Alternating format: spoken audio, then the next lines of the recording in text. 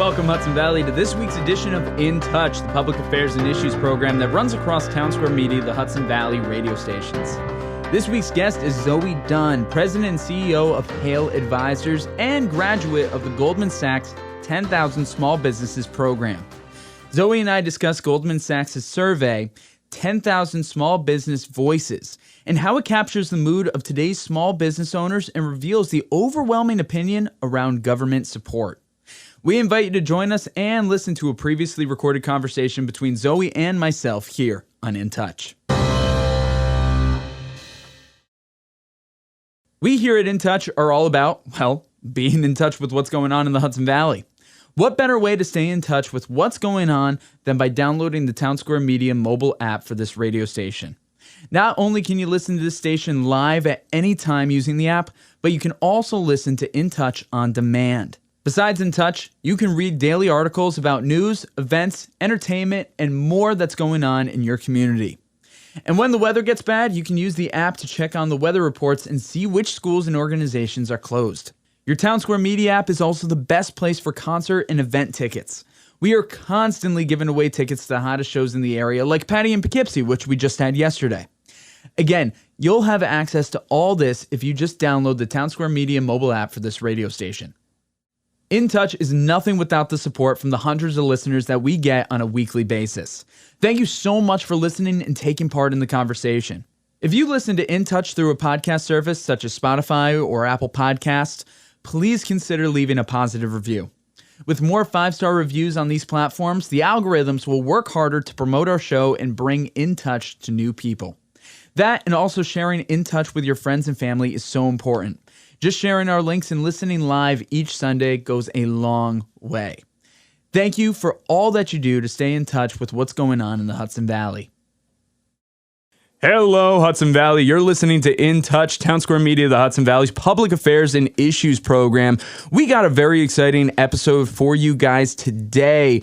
Goldman Sachs put out this survey, 10,000 Small Businesses Voices, and it's really fascinating. A lot of the information that has come out in regards to it about small businesses and how they feel that the federal government is doing when it comes to benefiting these small businesses. And we have a fantastic guest here today to speak on this. I think she's highly qualified and really excited to get into this. We have Zoe Dunn, President and CEO of HaleAdvisors, small business owner herself, and she's a graduate of the Goldman Sachs 10,000 Small Businesses program, correct? Correct. Yep. Hi there, Zoe. How are you? Hey, thank you so much for having me. I'm excited to be here. I'm really excited to have you here. I just love the energy that you're already bringing to the table, and I think this is going to be super informative to everybody here in the Hudson Valley. I think the first thing that we should really get into is your background as a graduate in the 10,000 Small Businesses program to give people a sense of where exactly you're coming from. Sure. Absolutely. So I have a small business. It's called HaleAdvisors. We are headquartered in Kingston, New York, just up the road.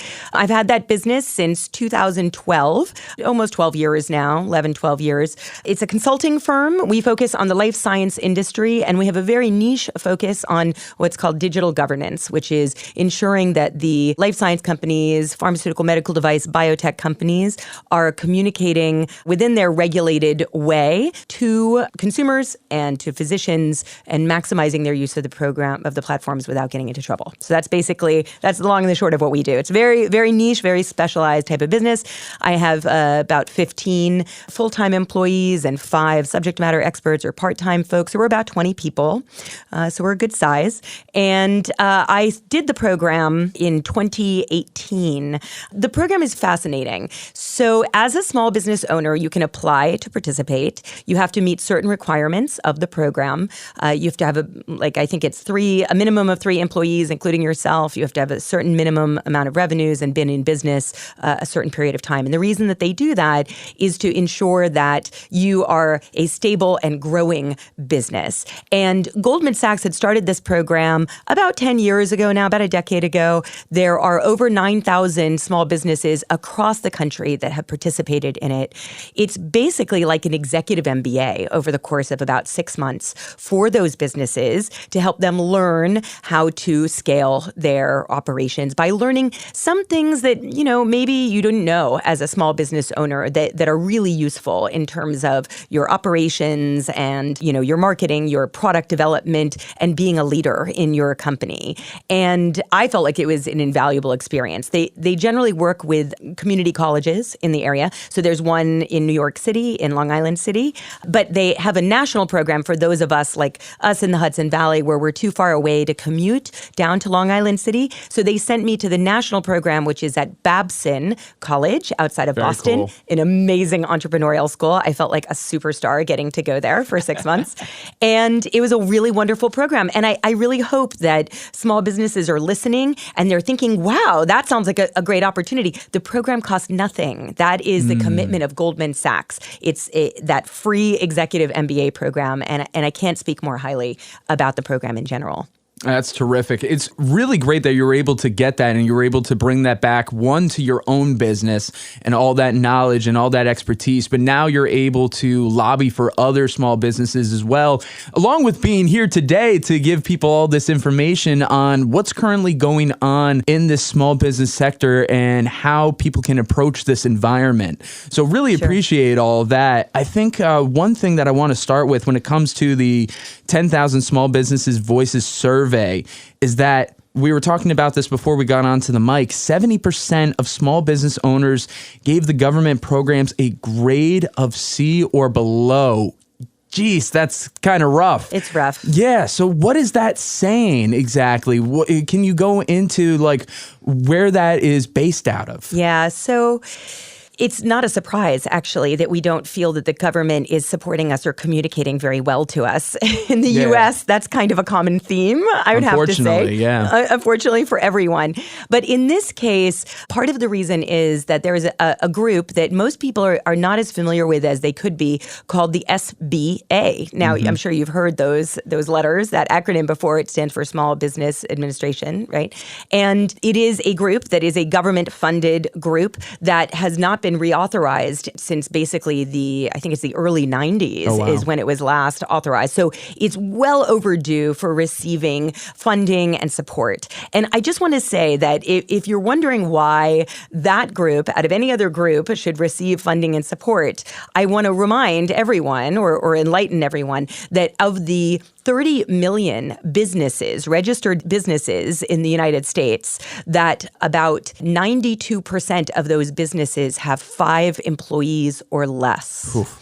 Less than 1% of all registered businesses, only about 0.7%, have 500 or more employees. So when we say that small business is the backbone of the economy, it is the backbone of the economy. We don't function without small businesses. And so the Small Business Administration, the SBA, is supposed to be one of the many resources and a predominant one that will support the health and well-being of our small businesses and small business owners. But they do a pretty poor job of communicating their offerings. To tell you the truth, after doing the survey and seeing the results come out and being invited to come in and talk with you, I myself had to do some research on what the SBA provided. One of the most recent programs that the SBA launched during the beginning of the pandemic was the PPP, which is the Paycheck Protection Program. And a lot of people know about this. It was good and bad. It was rapidly administered, and as anything that moves a little too fast for its own good, there were a lot of problems that came along with that. It was an unprecedented time, understandably so. So hard. And you think about all the small businesses that really struggled. I mean, I'll tell you, my friends who are in the hospitality industry, they gave me so much pride and inspiration at how they continuously pivoted to try to stay afloat when their business overnight went to zero. right? Yeah. So the PPP's ambitions were to really step in and to provide a lifeline to small businesses. And, it worked in different ways across the board. But that's just one example of one of the many services that the SBA provides and why it's so important to reauthorize it. I guess there's a senator named Ben Cardin. He's in Maryland, and he is really the chair of the Small Business Committee. And he is really pushing for this reauthorization. And one of the outputs I'm hoping is that it increases that confidence in the government programs, and with communication being the priority, getting the word out about all these resources that are available to small business owners, diverse business owners, women business owners, veteran business owners, disabled business owners, people reentering the workforce from prison, business owners, right, who need to establish their own entrepreneurial footing when oftentimes jobs are not readily accessible to them. There is so much opportunity to support and grow the footprint of small businesses in our country. No, you're absolutely right there. The communication, just like any other kind of relationship, is so important. And to be able to get that out to people it's crucial. It's one thing to be there, but it's another thing to let people know it's like, hey, we're actually here and whatnot. 100%. And one thing that you talked about before we got on the mic was consolidating a lot of the things that they had rather than just being so spread out and so thin with everything. Absolutely. So the SBA has a number of different programs. And as I started walking through what they offer, I found that there was a lot of overlap and redundancies. Again, fairly typical for government agencies. I think they're trying to, with all the right intent, I'm sure, they're trying to really meet the needs of every different type of small business owner who needs assistance and support. But I think that there's a lot of overlap. There's a lot of redundancies, again, typical, unfortunately, for government, and a lot of slow-moving communications that come out of that. So maybe some efficiencies, maybe with the reauthorization of the SBA, they'll develop some efficiencies of these programs and really consolidate those offerings and get the word out faster and easier to the small businesses who really need their support. I think one of the things that they were trying to reauthorize to provide budget for is providing individual SBAs, local SBAs, with the ability to market more effectively what their offerings are to small businesses. So, that's good to be able to really target things specifically. That would be great. Yeah, absolutely. Again, you're listening to In Touch, Townsquare Media, the Hudson Valley's Public Affairs and Issues program. We are speaking with Zoe Dunn, President and CEO of HaleAdvisors and graduate of the Goldman Sachs program of 10,000 small businesses. We're talking about the Goldman Sachs survey, 10,000 small businesses voices that just came out. And it's really fascinating, all the things that are going on, how small businesses are viewing the government, but also viewing the landscape that's ahead of them. Another important point that I really wanted to bring up, there's a couple of things here that kind of, it's ironic and kind of go almost against each other in my mind. I'm curious how you feel about this. Sure. But I have here 59% of owners are currently hiring, and 82% of those hiring are finding it hard to recruit qualified candidates. But at the same time, 51% expect to create jobs this year. Yeah. It's like, okay, that's great. You expect to create jobs, but if 82% are having this hard of a time finding it, that's difficult. A couple of reasons that we were discussing prior: inflation, benefits, things along those lines contributing to this. Yep. Could we go into a little bit more on why you think there is this kind of difficulty on this? Yeah. So I think, running a small business is hard. That's almost like a throwaway statement. It's no one goes into running a small business for ease in their life. It's not easy. It's, there's a lot of trade-offs to it. Our margins are tight usually in small businesses. So it's really a labor of love. You have to be passionate about what you're doing and the people that you're working with. I certainly am. That's what brings me into work every day. And many of the challenges that they wrote about in this survey are challenges that all small businesses experience, even in the best of time.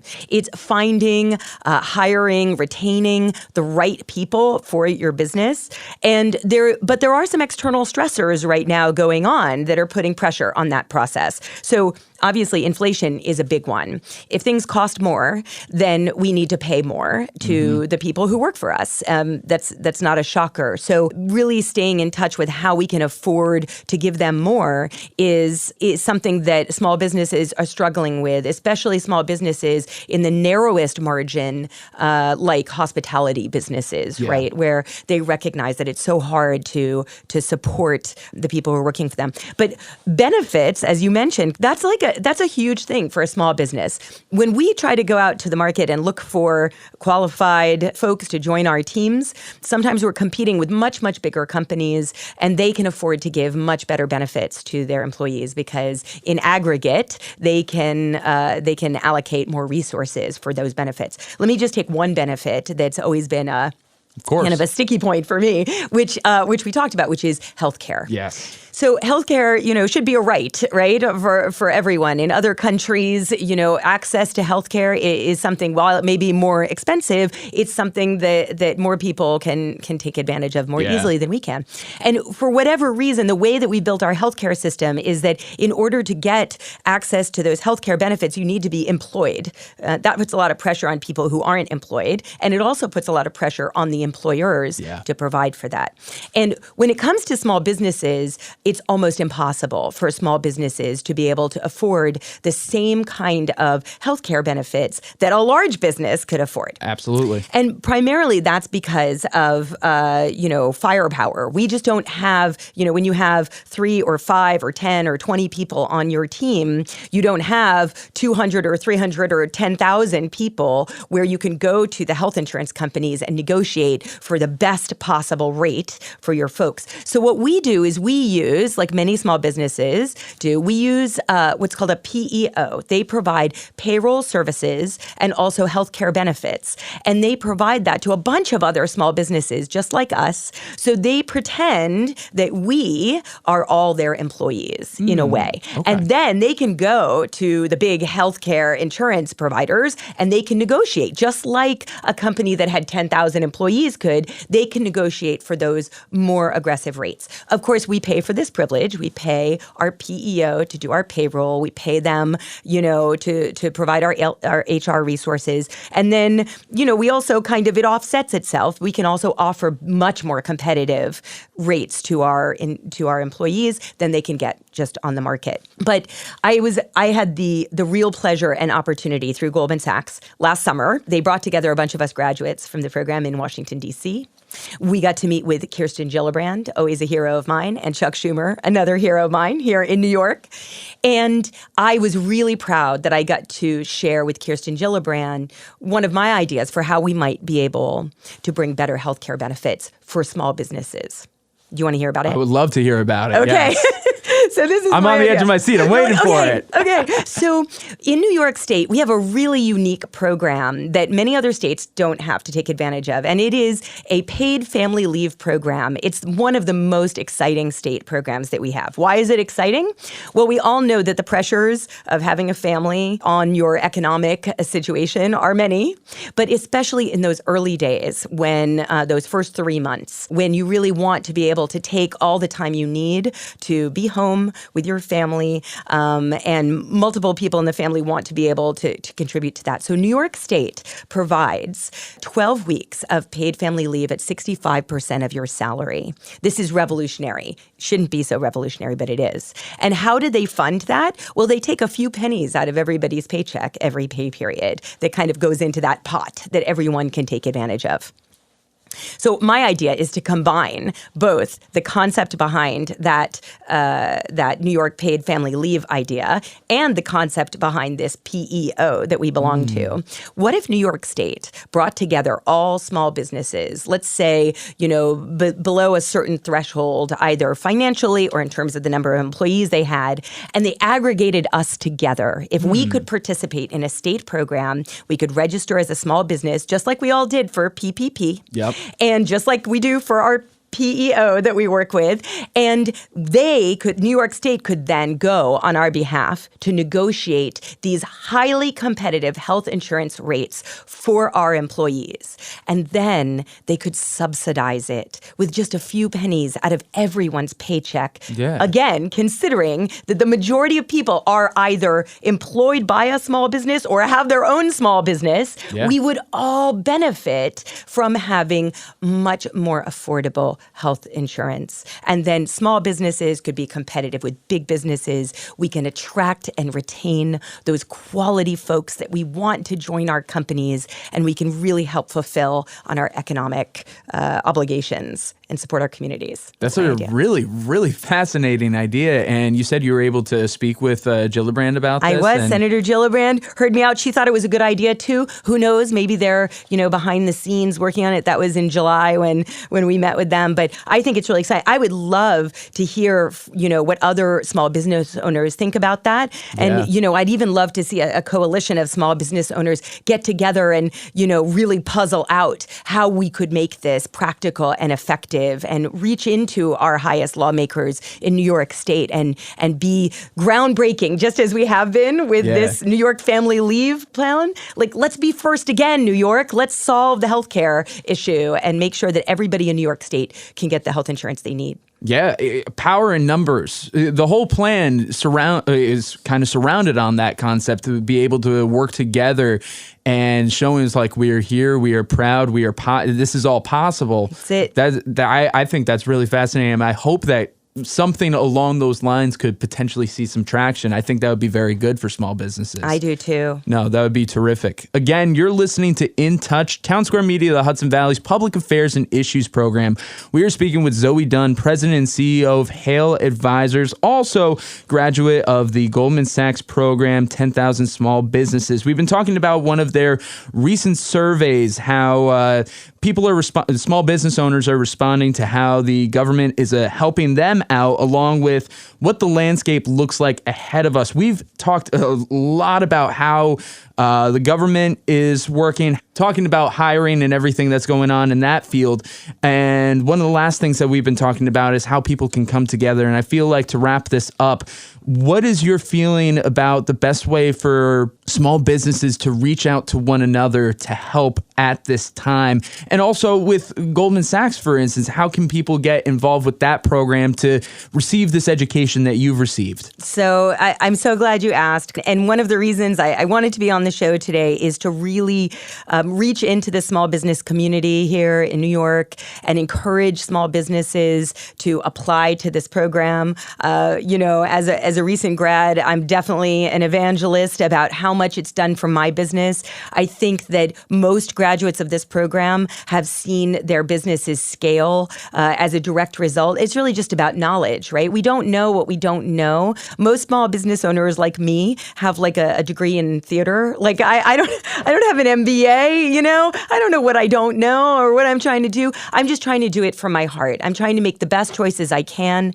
to keep my business healthy and strong, and most importantly, to take care of the people who are kind enough to show up every day and give it 100% and make sure that I can give it back to them. And then, very importantly, give back to my community, to make sure that our communities are strong and thriving and that we can contribute economically to the well-being of all of us, right? And support each other. So, I would really encourage anyone to look it up. I think it's 10ksb.com. I don't know. I have to We check will have all links Great. In the description of this episode available. Don't worry. Take a read at this survey results. See how you feel about it. It seemed pretty positive. People really seemed to feel that the state of the economy was at least fair and on the upswing, in spite of the concern about inflation. And we are a small business community. We have to support one another. Seek each other out. Leverage your Chamber of Commerce. Leverage any of these organizations you can belong to. I belong to WeBank, which is supporting small businesses that are women-led. There's lots of organizations like this that you can reach into for mentorship and support, and we can all help each other to do a better job as small businesses. So good luck.